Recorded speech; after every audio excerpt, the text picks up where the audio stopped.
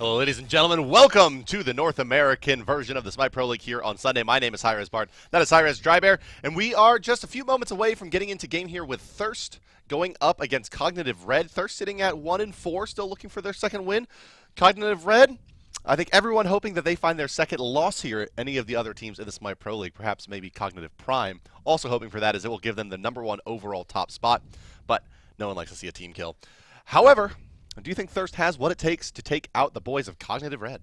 I think so too, and we'll see how it works out because Cognitive Red has been looking pretty sloppy this week, and in the way they've been playing, right? It seemed like yesterday it was a good look to shut down Boosh and the picks that he had, forcing him into Hobwa, that he didn't really hit that same high, right? No. Ra works really well, Guang works really well. He plays Giannis to a super high level, so making him, taking the banning 2 and picking the 3rd always works well against that role. You still have Divios as well, getting rid of Giannis does also shut him down. So Thurst currently sitting 1-4 up against the 5-1 Cognitive Red, and of course, Cog Red's only loss went to Team Dignitas, which at the time looked very sloppy too. That was an ugly game. So both teams looking pretty sloppy so far, but obviously they've been practicing every day. Well, Cognitive Red, you're right. I mean, they by banning out Giannis, banning out Kwang, and drafting the Ra, and keeping all of those kind of passive laners out of his hands, yes, it definitely hurt his gameplay. However, to do that, you give away Thor to Gars, Yes. and it took over the game, like completely, like 100%. That was Thor v5, and it was a win for Thor, easy peasy there for Gars. We'll see what Thirst strat is against that as the boys tagged up as Ratchet go up against Cognitive Red. Left side of your screen is Thirst, right side Cog Red as we are underway with the picking and bans. Well, we're going to be looking at the start here immediately off the bat. They're going to ban out Geb. This is just saying, how do you do to Eonic? Because Eonic plays Geb to such a ridiculous level. They've first picked it in their last 3 wins. You can't have it. You can't have it. I mean, you cannot have Eonic picking up Eonic on Geb, of course. Eonic is Geb at this point. Yeah, really. In my just own call mind. that god Eonic. I'm losing my mind at this point. In response, they're going to be banning out Nemesis, it looks like, on the board here. Thurst going to be shooting out a little bit over to the side of Wolfie, but the question is, do they even care if Fusion gets Kronos? No, I'm sure they don't. And because why would you? Kronos hasn't really shown that he is capable of taking over games. In theory and on paper and in just general casual and ranked play, he can. But here, we haven't seen it really happen. And Circuit going to be the final ban, it looks like, for Cognitive Red here, as Thirst does have first pick going their way. And, well, one thing to look for here is Nanton, who Nanton got abused by Zapman in their last game. Granted, he played Muzen, AMC. but he got absolutely destroyed in the lane. So he definitely needs a morale win here, I think, as Cognitive Red. Thor is available, and they will be selecting Thor 100% of the time. Guang's available. And in fact, sitting in that second picking position is Giannis Gars. is available. And you see him, he highlighted it almost before the picking phase went to his side. I think he was spam clicking it, and they're going to lock in 2 of their best gods. Thirst may have already lost this game in the picking phase, giving away 2 very, very high potency and highly desirable gods of Cognitive Red. Divios is Giannis, and Thor for Gars. I don't know what their strategy is. You'd almost prefer that Gars play Mercury over Thor at this point because of how much control he has of the map. Of course, that late game presence is always a potential, but if you're Thirst and you make it to late game, you're feeling pretty comfortable. And also could be a shot at Snoopy. Of course, Snoopy playing a very strong Hunter Mercury. Maybe they want to get rid of that, but that seems to be something that they can definitely shut down, as we saw in that game with Team Dignitas here. Across the way, Cog Red is going to be hovering on a character they can't pick right now, of course. But Thor and Giannis locked in together. No, I think Cabrakan is actually pickable this week. Is he? I'm fairly sure, yeah. I know that the admins did ask, and we did approve it. I don't know if that was for this week or for the next week, but I don't think they're going to pick Cabrakan here.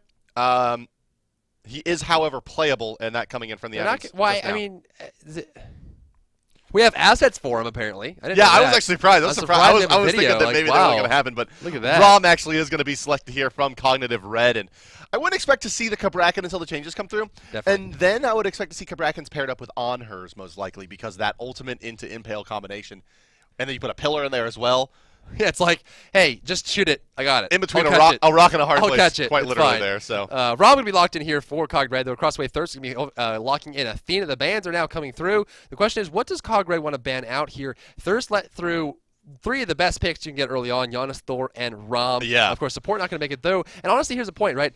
If Geb gets banned, and they're thinking, okay, that's fine. Everything after that is just jelly. They're just going to go ahead and pick up some very strong carries and mages, and then say, hey, you can have Athena. It's cool. Elbow Chacho generally plays Ares, so when he goes up to Athena, it's going to be kind of like not equal. Banned so here. A lot of people have been banning Ares out against Thurst. Well, because they gave him the option of Athena. They're like, hey, here's a better character, which you play probably equally anyway. here's this, and then you don't have to worry about Ares at all, and then across the way, they get the pick of whatever's left. Well, the final ban's coming through here shortly. On the side of Thurst, they have banned out Aoguang, and it looks like Cognitive Red has elected to ban out Kronos, so there he does go, indeed. Did they? They did indeed. Looks like they were unable to ban it. They ended up passing, but of course they communicated to the admins that they do want to ban Kronos, so Kronos will be banned here on screen, but they ended up doing a little bit of a hiccup in game. That's neither here nor there. With the Aoguang banned out, Boosh has now have to go towards his third or fourth pick here, which looks like to be Agni this time around. We haven't seen him play a whole lot of Agni, but of course with his main characters banned away or picked away, he'll have to go straight for that. But they did get Gars, Thor, and they got Divios, Giannis, and they got Snoopy Rom, so that's a pretty successful picking phase. Yeah, I think all things told, they're pretty happy with what did go down here. And, well, Agni, Agni likely to be the mid laner here, and Giannis likely to be the sole laner. Of course, those two could switch, or they could surprise us and draft something altogether different. Maybe we'll see duo lane Agni as go all the way back to old school, what is now TSM strats. But back on the side of Thirst, they do have 2 more picks available. Zhang Kui is going to be locked in that final spot, and they're also going to be taking a look here, and in fact locking in Fenrir as their jungler. Wolfie, Sun Wukong followed by Fenrir. He's really wanting to make it work. And on the side of Cognitive Red, my favorite support pick, Sobek, getting locked in here for the boys of Cog Red, matching up with Rom. So Sobek, Rom going to be that dual lane there going against Apollo and Geb. And Sobek, well, he brings a lot of initiation to the table here. A little bit less than Geb, and it takes a little longer to move out. But with the Thor and the Giannis, they're going to be able to close distance very, very well. And Sobek can become extremely resilient in these fights. And look for that. Look for just the impossible to kill Sobek. Tail whipping to his heart's content.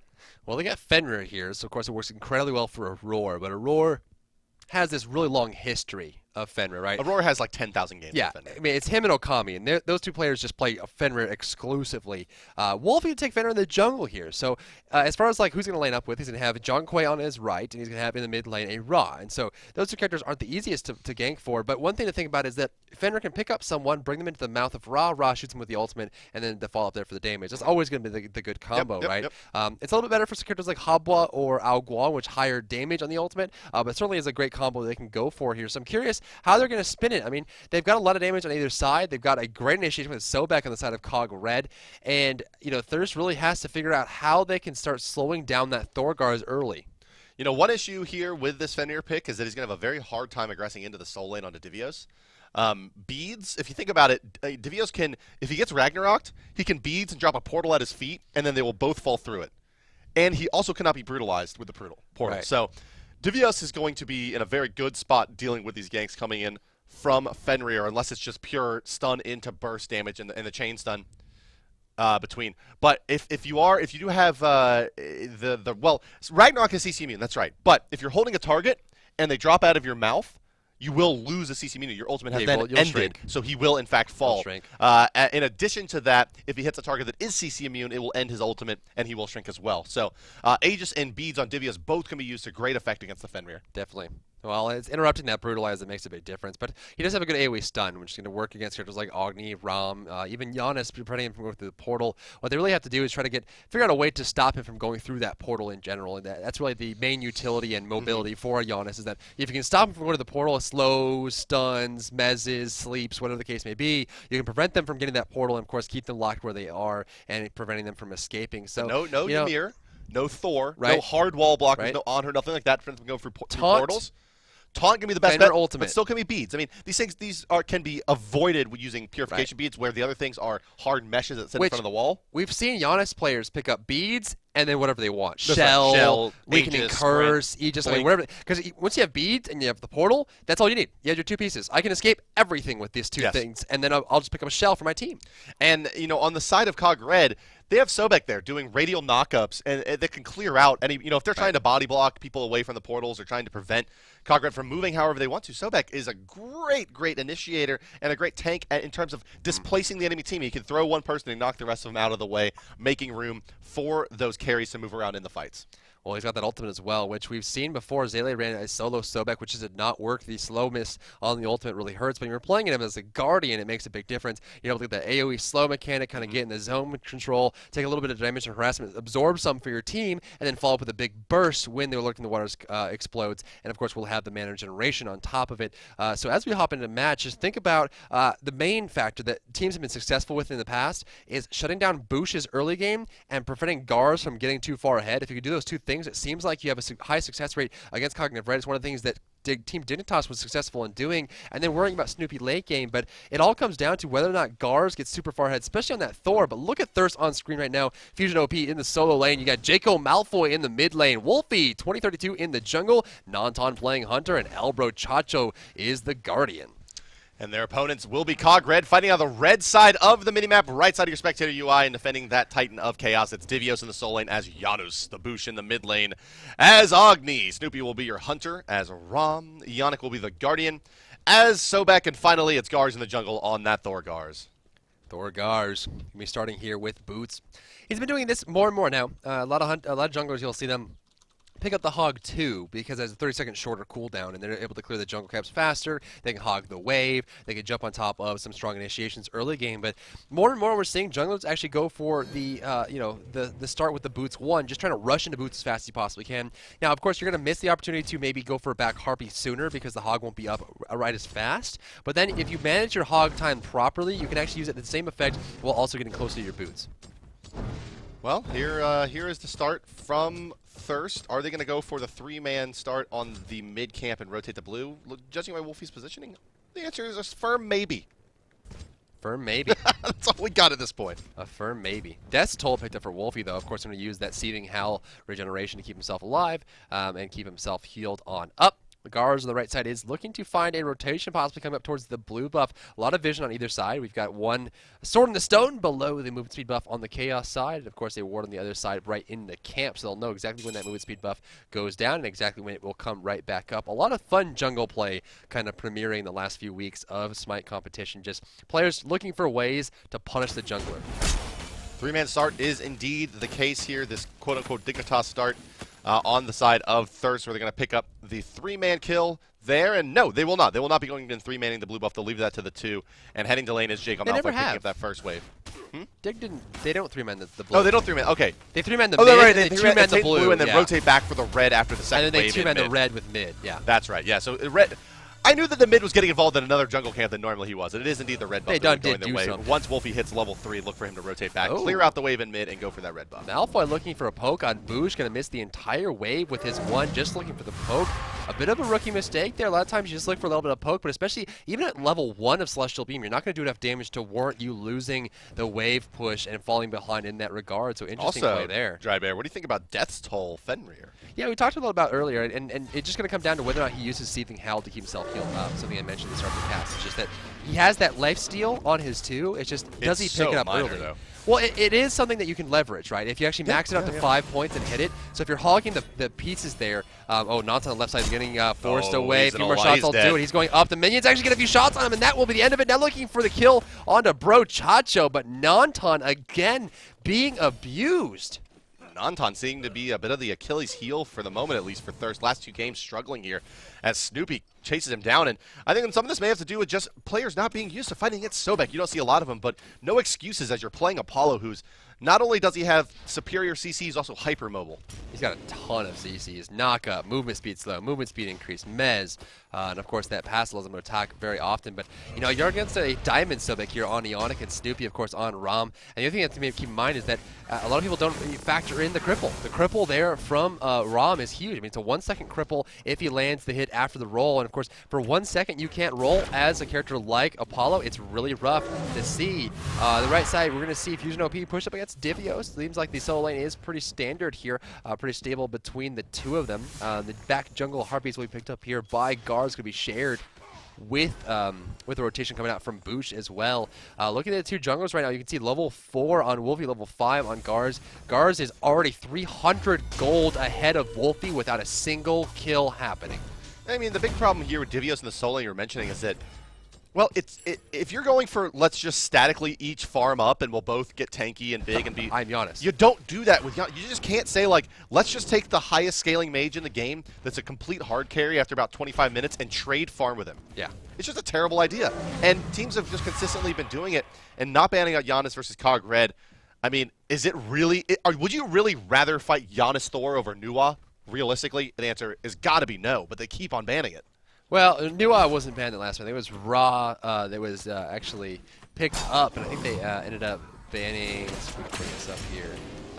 There we go. So it was going to be Geb, Mercury, Ao Guang for Thurst, Cog Red, Nemesis. So Nuwa actually not picked or banned there, but so still. It was just Ao Guang. It was just Circat and Geb. So Geb, of course, on Yannick, but obviously the first kill of the game was in the long lane where Yannick's playing Sub-X. You took away his Geb, and he still gets first blood. Yeah, still finds the first blood. And yeah. I mean, I think most importantly, it's just you didn't ban Giannis here. And you elected to ban out Ao Guang, and I can see that one being just frustrating to play against more so than dealing with the damage from Giannis.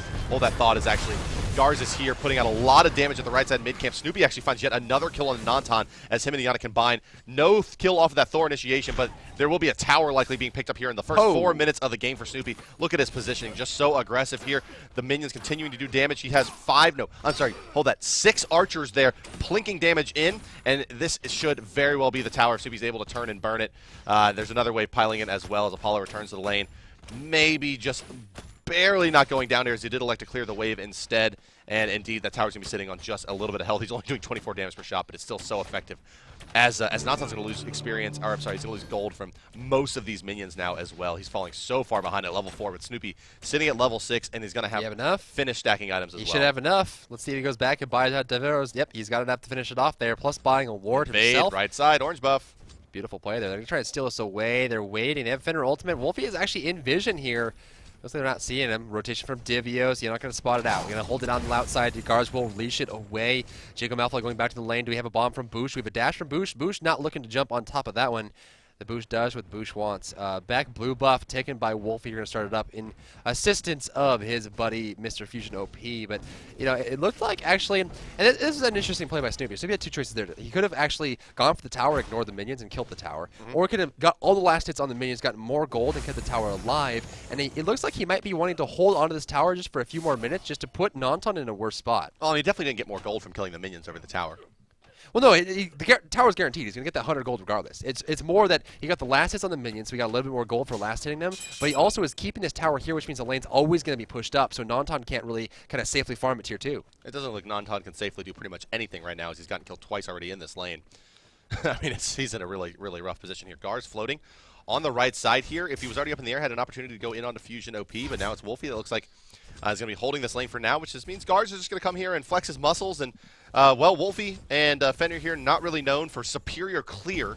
And it's going to allow Divios to put some damage in, as we may see an ultimate coming out from Wolfie, but looking for Jaco. The damage that he he's has damage coming out. Hammer going to come through. Berserk Bro's going to land on top. Great play. Boosh set that one up perfectly and was able to get a lot of damage on a Jaco, forcing him out of the lane. And as soon as he went back to tower, there goes the initiation from Garz. Ultimate coming out from Divios, avoiding the damage from Fender. Looks like he actually went for the brutalize, popping the ultimate for CC immunity. And of course, going through the portal he goes. Serenade coming out. Enoch looking for the charge. Not going to be able to find, of course, functioning Nantan to dash away, but they're not done yet. Garz going over to take this movement speed buff. And since he didn't have to use his ultimate to take the mid, he's actually going to use it possibly in the left lane here. Do we see Nantan by himself? The tower dropping low. Nantan. Thor going to be going up in the air. Look at the dunk from Cognitive Red. The red is what all they're going to see right now for Nantan. Damage on Brochacha. Brochacha will fall. There goes the hammer. Rob ultimate on top of Nantan, but that will not kill him. But oh man, yeah, that's got to be a Gold Fury. Yeah, they're killing. They go for the support there instead of the Hunter because they want to go take the Gold Fury. They'll get the tower as well on the back of that, and well, it really, I mean,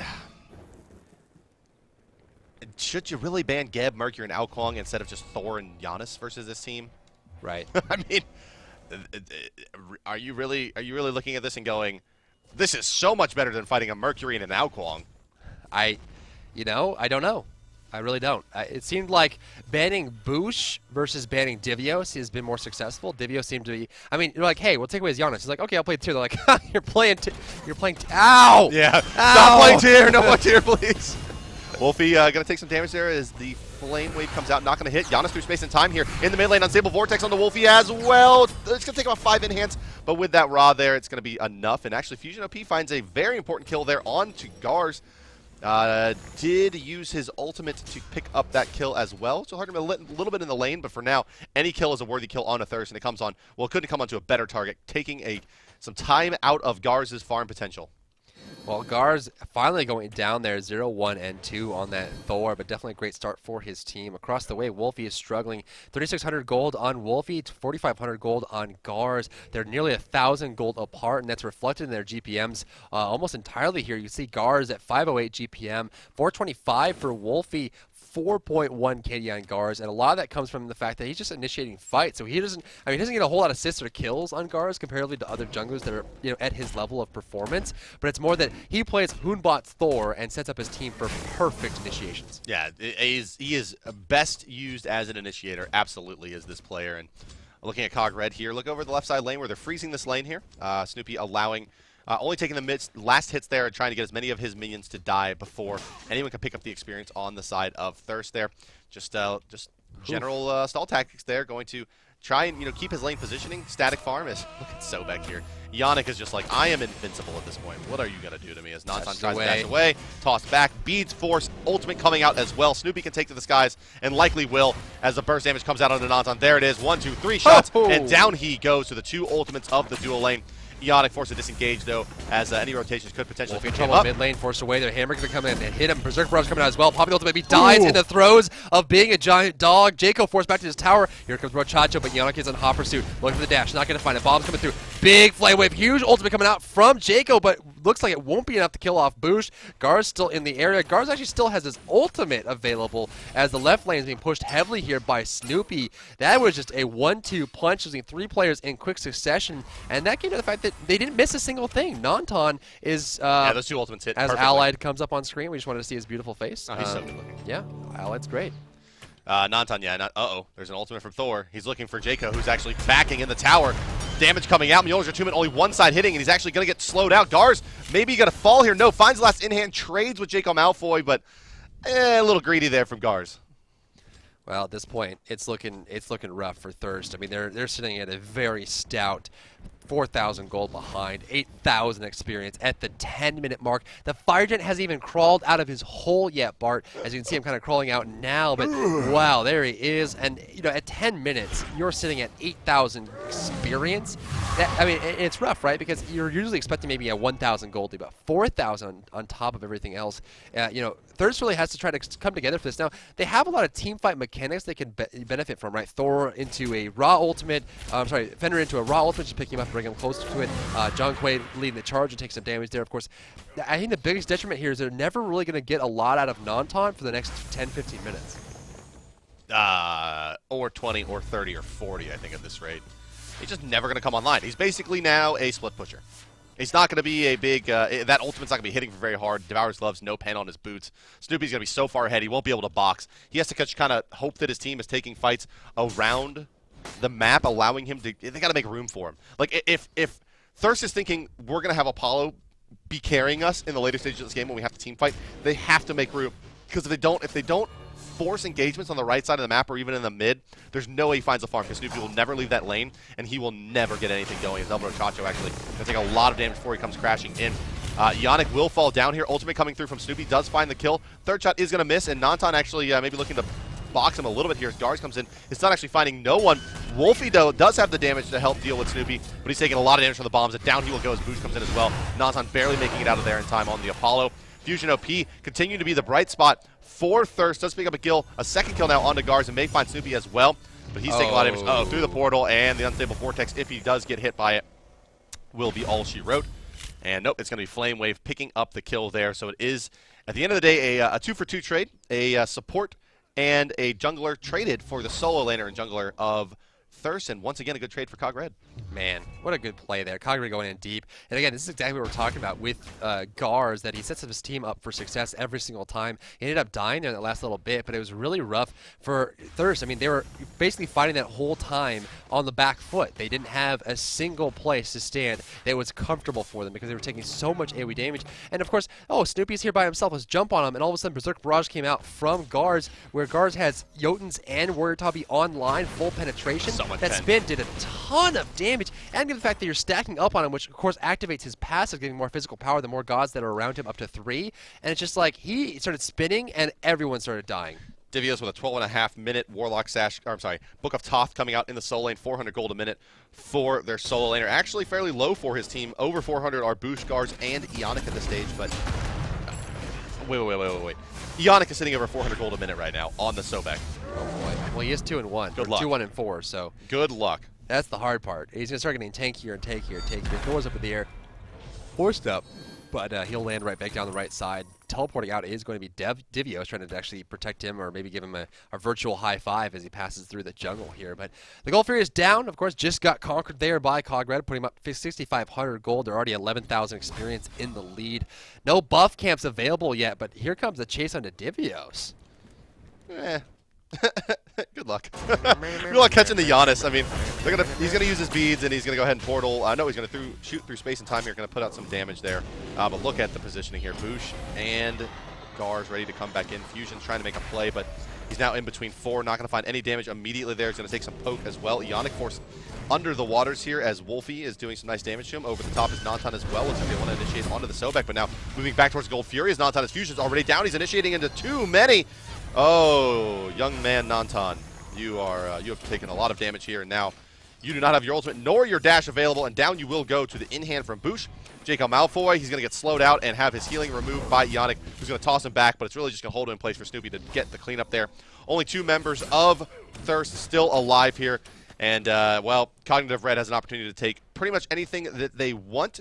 It's going to be the mid-tower, it appears, and then we may see the backs coming out, as they all are sitting on over 1,000 gold. In fact, Snoopy closing on 2K as the tower goes down. Such a rough time right now for Thurst. It seems like they can't find a single win here in the early stage of the game. 14 minutes in the match timer, and they are just finishing their first item. You see Nantan has yet to even finish boots. Fusion just now finishing off his E-staff, and there go the boots for Nantan. So Nantan has successfully covered his feet with shoes, and that is going to be his accomplishment for the first 14 minutes, and that really just kind of embodies where he's at right now. Snoopy sitting at 8,000 gold, Nantan at 5,600, so there's going to be a 2,400 gold deficit between the two hunters. Now granted, there's going to be 1,500 gold from towers and 1,500 gold from the Gold Fury, which of course will land about 600 gold total just in objectives for Snoopy, but again, that's still going to be about 1,800 raw.